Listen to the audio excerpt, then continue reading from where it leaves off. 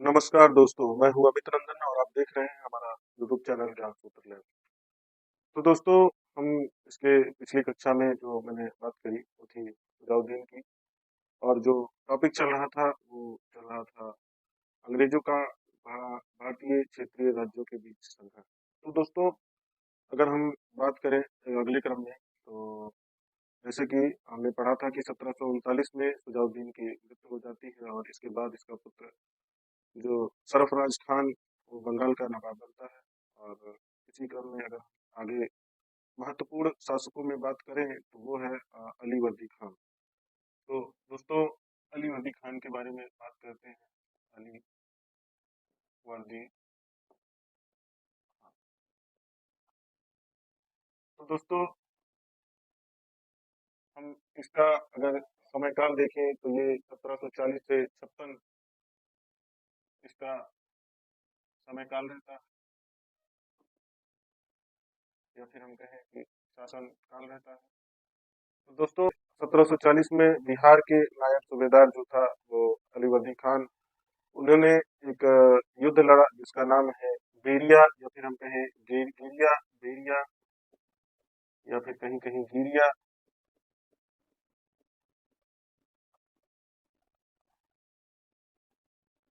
गिरिया का युद्ध एक लड़ता है। युद्ध, और ये युद्ध होता है 1740 ईस्वी में। इसमें क्या होता है कि इसमें सरफराज खान जो है पराजित हो जाता है। सरफराज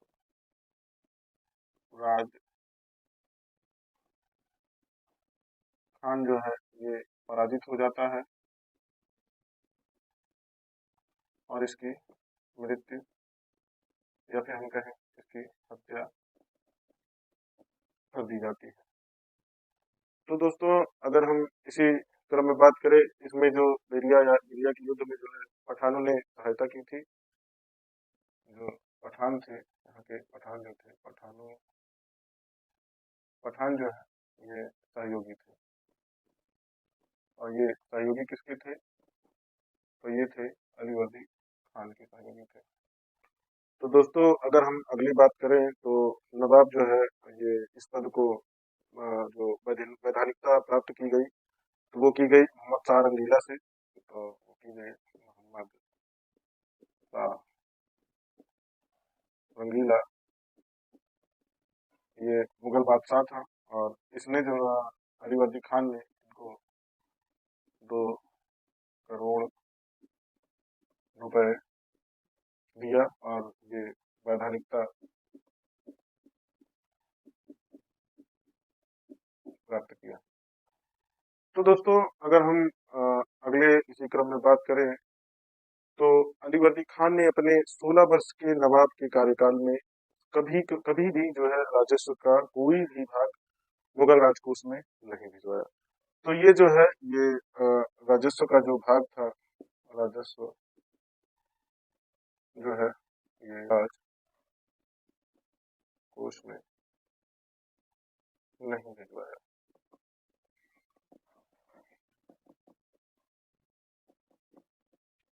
तो दोस्तों, अगर हम आगे बात करें तो अली वर्दी खान मुगलों से कटता चला गया और इसी दौरान मराठों ने अली वर्दी खान पर हमला कर दिया, जिसमें अली वर्दी खान की पराजय हो गई। तो कौन हमला किया? तो ये किया मराठों ने। और ये जो है अली वर्दी खान पर हमला किया और अली वर्दी खान जो है पराजित हो जाता है। तो मराठों ने हमला किया और जो है अली वर्दी खान जो है नवाब पराजित हो जाता है। तो दोस्तों, अगर इसमें हम देखें तो मराठों ने जो है ये उड़ीसा पर कब्जा कर लिया और बिहार एवं बंगाल के चौथ के रूप में 1 करोड़ 20 लाख, ये 1 करोड़ 20 लाख रुपए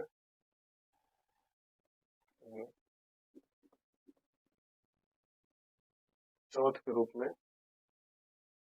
अली वर्दी खान को देने के लिए बाध्य किया। तो दोस्तों इस समय जो मराठा सरदार था, ये जो था, ये रघुजी भोसले, रघुजी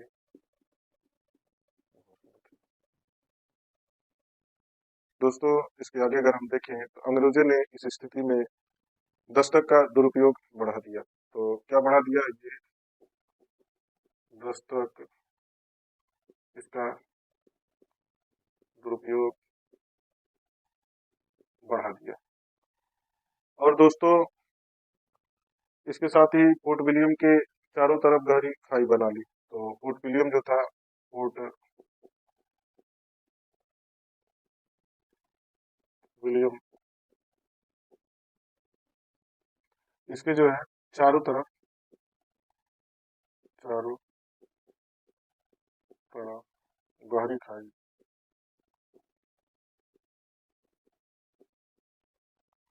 गहरी खाई बनी है। तो दोस्तों अली वर्दी जो खान था, इस दस्तक को दुरुपयोग रोकने के लिए जो है एक पत्र मुगल दरबार में भेजा। और इस दस्तक को रोकने के लिए ये पत्र भेजा गया था कि इसको निरस्त कर दिया जाए, लेकिन मुगल दरबार से इसका कोई जो है जवाब नहीं आया। तो दोस्तों इस उस समय मोहम्मद शाह रंगीला का समय काल चल रहा था। और ये मुगल शाह रंगीला कितना विलास प्रवृत्ति का रहता है, ये हम लोग पढ़ेंगे, टॉपिक आएगा उत्तर मुगल काल। दोस्तों आगे के क्रम में अगर हम अगली बात करें तो इसी परिस्थिति में अली वर्दी खान ने अंग्रेजों की जो तुलना की, वो मधुमक्खी के छत्ते से की कि यदि अंग्रेजों को छेड़ा जाए तो काटने के लिए दौड़ेंगे, लेकिन अगर छोड़ दिया जाए तो वो भाग देंगे। तो दोस्तों ये वो बात थी जो पहले ही कहा। और इसको लेकिन आगे के क्रम में जो अगला नवाब आता है सिराजुद्दौला, इस बात को नहीं मानता है और ये कंपनी के मध्य संघर्ष करते हैं। और फिर क्या होता है कि 1757 का युद्ध होता है और उसके बाद 1764 का बक्सर का युद्ध होता है।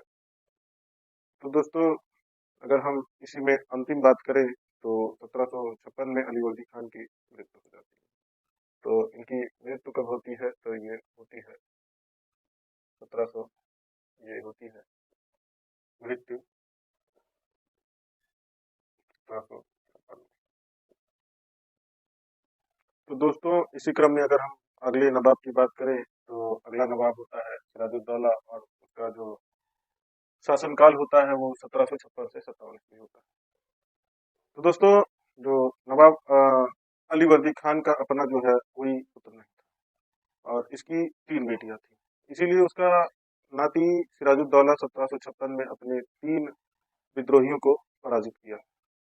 तो दोस्तों जो विद्रोही थे, तो हम देख लेते हैं कि तीनों जो विद्रोही या फिर प्रतिद्वंदी थे वो कौन थे, या विरोधी थे वो कौन थे। तो हम इसमें देखते हैं कि नंबर 1 पे जो विरोधी था वो था उड़िया के नवाब शौकत जंग। तो पहला जो था वो उड़िया के नवाब था, उड़िया का नवाब था। और वो कौन था? वो था शौकत जंग, शौकत। और जो दूसरा प्रतिद्वंदी था वो था घसीटी बेगम, जो घसीटी बेगम, जो दोस्तों ये ढाका के जो नवाब थे, ढाका के नवाब के। और दोस्तों अगला जो विरोधी था वो था दीवान राजबल्लभ। तो अगला जो था तो दीवान राजबल्लभ।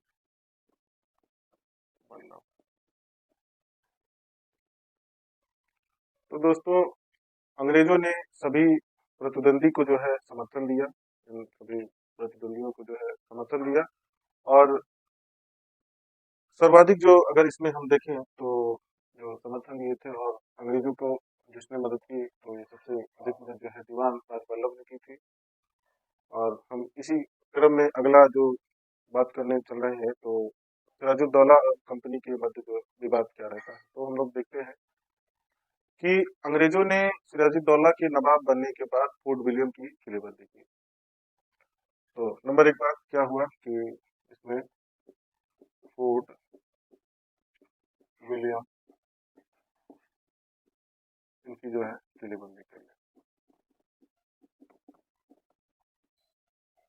तो दोस्तों ये कार्य अंग्रेजों ने फ्रांसीसियों से सुरक्षा के लिए किया था, लेकिन यह नवाब को सीधे चुनौती जैसा लगा। और यही कारण है कि नवाब सिराजुद्दौला ने अंग्रेजों को परकोटे पर से तोप उतारने का जो है ये आदेश देता है, लेकिन अंग्रेजों ने उसके आदेश की अवहेलना कर देते हैं। और इस कारण जो नवाब सिराजुद्दौला था वो 15 जून 1756 को फोर्ट विलियम पर हमला कर देता है। तो ये हमला जो करता है फोर्ट विलियम पर 15 जून 1756, और इस पे क्या होता है, ये इस पे अधिकार कर लेता है। और इस हमले में जो ये हमला होता है, इस हमले में अंग्रेजों की पराजय होती है। तो सबसे पहली बात क्या होता है, यहाँ क्या होता है, अंग्रेजों की ये हमला, अंग्रेजों की पराजय होती है। और क्या होता है दोस्तों, अंग्रेज जो है यहाँ से भागते हैं और ये भाग कर जो है ये जाते हैं उल्टा द्वीप, उल्टा द्वीप में शरण लेते हैं। तो दोस्तों इसके बाद अगर हम अगला बात करें तो जो नवाब सिराजुद्दौला उसने जो है कलकत्ता को अपने नियंत्रण में ले लेता है। तो फोर्ट विलियम जो है कलकत्ता में है और ये पूरे कलकत्ता को जो है ये कलकत्ता इसको जो है ये अपने पूरे कब्जे में ले लेता है। और इसके साथ जो है कलकत्ता का जो नाम बदल देता है और इसको कलकत्ता का नाम बदल कर अलीनगर रखता है। तो कलकत्ता का जो नाम रहता है ये परिवर्तन कर ये परिवर्तन कर अलीनगर रख देता है। तो दोस्तों इसी क्रम में अगर हम और बात करें तो यहाँ पे जो इसका प्रभारी बनाया जाता है उसका नाम है माणिकचंद, और ये यहाँ का जो प्रभारी बनता है वो था माणिकचंद।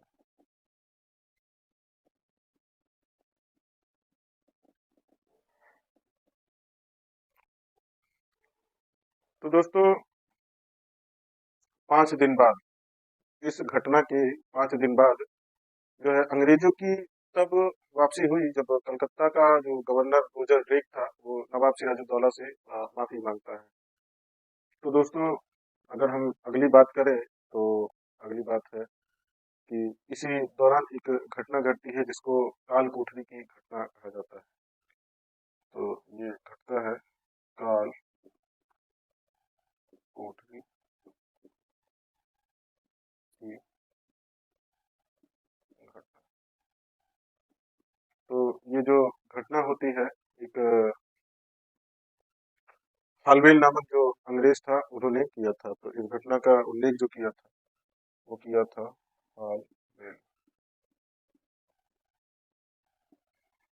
और इसमें ये बताया था कि 20 जून 1756 को 146 अंग्रेज एक कोठरी में जान बचाने के लिए शरण गए थे, जिसमें से अगली सुबह केवल 23 बचे और बाकी जो थे वो दम घुटने के कारण उनकी मृत्यु हो जाती है। लेकिन इस घटना का उल्लेख जो है एक उस समय या फिर समकालीन लेखक था वो गुलाम हुसैन, उसने जो है अपनी पुस्तक उस समय लिखा था सियार उल मुत्खैरीन। तो हम इसमें देख लेते हैं, इसने जो है अर्थात हालवेल ने जो है ये काल कोठरी की घटना का उल्लेख करता है, किंतु उस समय या फिर हम कहें समकालीन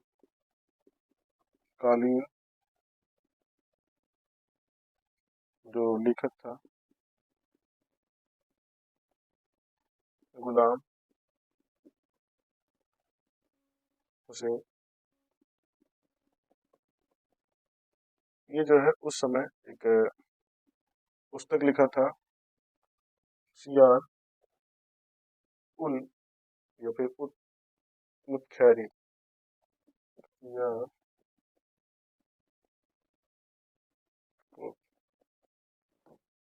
मुतखैरी, जो है ये गुलाम हुसैन जो है उस समय समकालीन लेखक था, और ये सियार उल मुतखैरी उसका जो है पुस्तक है। इसमें जो है इस घटना का उल्लेख जो है नहीं करता है, इसमें जो है ये नहीं करता है। और दोस्तों, माणिक चंद को जो है कलकत्ता का प्रभारी बनाने के बाद नवाब सिराजुद्दौला अपनी राजधानी मुर्शिदाबाद वापस आ गया था। तो ये राजधानी जो वापस मुर्शिदाबाद आया, और जब फोर्ट विलियम के पतन की सूचना मद्रास पहुंची तो वहां से क्लाइव के नेतृत्व में एक सैन्य टुकड़ी कलकत्ता भेजी गई। और जब क्लाइव कलकत्ता पहुंचा तो उसने भ्रष्ट माणिक चंद को घूस देकर अपने पक्ष में कर लिया।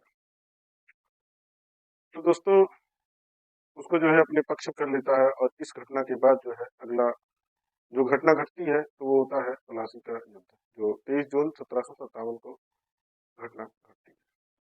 तो दोस्तों, हम जो है प्लासी के युद्ध पढ़ने से पहले एक जो चीजें जान लेते हैं कि इस घटना के बाद जो है नवाब सिराजुद्दौला और एक कंपनी के बीच जो है एक संधि होती है। तो सबसे पहले हम संधि के बारे में जानते हैं कि क्या इस संधि में हुआ था, और उसके बाद हम बात करते हैं प्लासी के युद्ध के बारे में। तो सबसे पहले हम जान लेते हैं कि 9 फरवरी 1757 को नवाब सिराजुद्दौला एवं कंपनी के मध्य अलीनगर की संधि होती है, और इस संधि के अनुसार सभी पुराने व्यापारिक अधिकार मिल गए, लेकिन उन्हें सिक्के ढालने का अधिकार दिया गया, और अंग्रेजों को कलकत्ता की किलेबंदी का अधिकार भी मिल गया। तो इसमें क्या क्या था? नंबर एक, व्यापारिक अधिकार।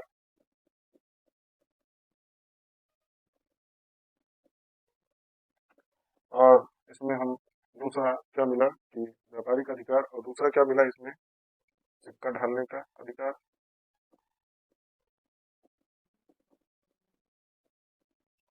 और इसके बाद अगला जो हुआ वो हुआ किलेबंदी का अधिकार। किले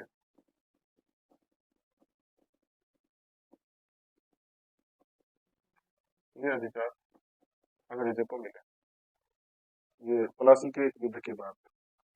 और अलीनगर की संधि पर नवाब के हस्ताक्षर जो थे वो मूल रूप से उसके दो कारण थे। तो जो पहला कारण था वो अहमद शाह अब्दाली का जो है उस समय बिहार की ओर बढ़ रहा था, और ये खतरा उसको लग रहा था कि अहमद शाह अब्दाली सीधे बिहार को आएगा। और दोस्तों, दूसरे नंबर पे जो अगर हम बात करें तो वो है नवाब का अपने अधिकारियों का जो है उसका पूरा समर्थन नहीं प्राप्त था, जिसके कारण जो है ये पलासी का युद्ध हुआ, और उसमें इसकी पराजय हुई, और इसको अली नगर की संधि करने पर बाध्य किया गया। तो अली नगर की संधि पर बस इतनी सी बातें थी।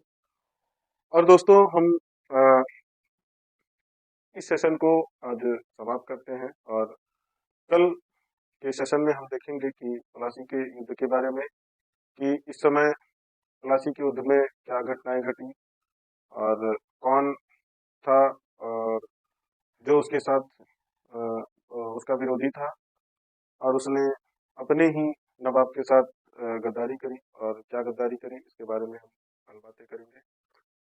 तो दोस्तों, आप लोग हमें कमेंट में बताइए कि हम हमारे पढ़ाने का स्टाइल कैसा है, और हम आपको समझा ले रहे हैं।